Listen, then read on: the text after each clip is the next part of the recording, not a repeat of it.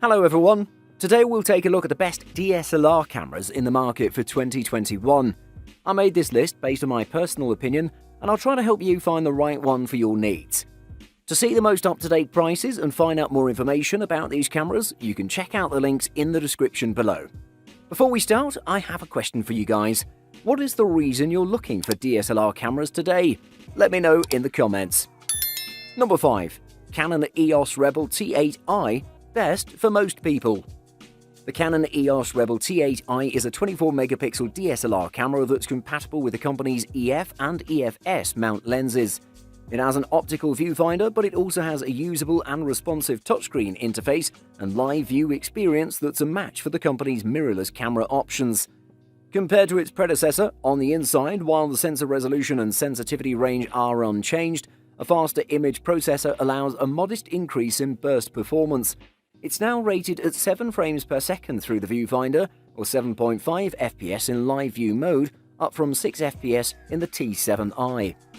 Canon has also added support for 4K movie capture, although this comes with several limitations, including a significant focal length crop, contrast detection autofocus, and a fixed 24 FPS frame rate.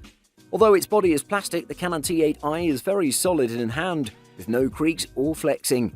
It's also pretty light and compact for a DSLR. The main controls are well placed and easy to locate by touch. When it comes to image quality, as an affordable camera aimed at entry-level photographers, it's good enough but won't win any awards.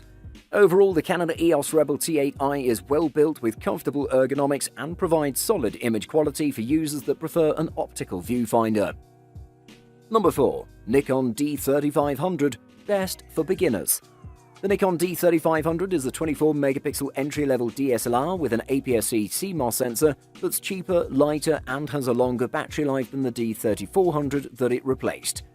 It was designed with the new photographer in mind and features a guide mode that will essentially teach you how to shoot in various situations. The D3500 is over 2 years old, but its age counts in its favor when it comes to price. It's now available for a lot less than its original asking price, making it a great choice for beginners who are looking to take a step up from point-and-shoot photography. Of course, the D3500 isn't perfect, as you'd expect at this price. The main drawbacks are the lack of 4K video capture, some cost-cutting with the external controls, and the absence of touchscreen functionality. The D3500 has a 1550-shot battery life, and it does compensate for the lack of a touchscreen with a handy guide mode for beginners, which takes you through the process of creating effects like a blurred background. It's a great way for inexperienced shooters to understand manual settings and start building their confidence and knowledge. The D3500's 24.2-megapixel sensor produces impressive results, although you'll want to invest in some additional lenses to really see its potential. Overall, for the novice looking to take their first steps in photography, the D3500 ticks an awful lot of boxes. Number 3. Canon EOS Rebel SL3, best budget option. First-time DSLR owners, families, and picture-taking enthusiasts on a limited budget will appreciate the Canon EOS Rebel SL3's price, ease of use, and built-in guidance. There are enough features to allow those interested to explore all facets of photography, while learning about fundamentals such as shutter speed, aperture, and depth of field via the onboard help system. But you can just as easily use it as a point-and-shoot camera. Vloggers will likely make this their go-to camera thanks to its side-hinged, fully articulated touchscreen, and there's a 3.5mm microphone jack to ensure higher quality audio for videos. One of the smallest and lightest DSLRs on the market, the Canon EOS Rebel SL3 measures 4.82 by 3.65 by 2.75 inches and weighs 15.84 ounces with battery and card. Although it's light, there's enough heft to the body that it feels well balanced, even when the kit lens is fully extended.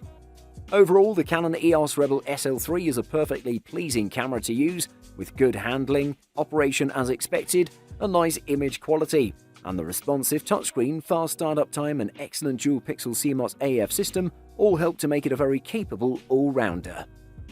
Number 2. Canon EOS 90D, best all-round. The Canon EOS 90D is positioned as the ultimate general-purpose camera, suitable for an extremely wide range of subjects ranging from family memories to action sports, from the streets to the beaches and anywhere else on this planet.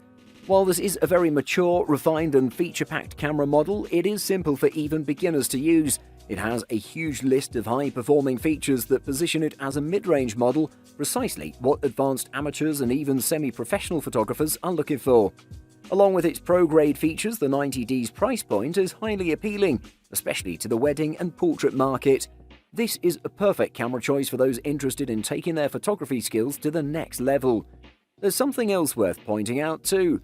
The EOS 90D uses Canon's dual-pixel CMOS AF system, has used to great effect on its mirrorless cameras, so when you switch the EOS 90D to live view mode, it's at no autofocus disadvantage at all compared to a mirrorless camera.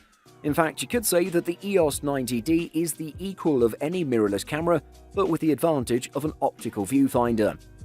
The bottom line is that if I had to pick a single do-everything-well DSLR camera that does not cost a fortune, the 90D would be my recommendation. Number 1. Nikon D850 Best High-End Camera. Nikon's high-resolution camera body shook up the industry once again, this time with a strong punch, making the Nikon D850 the most versatile DSLR on the market.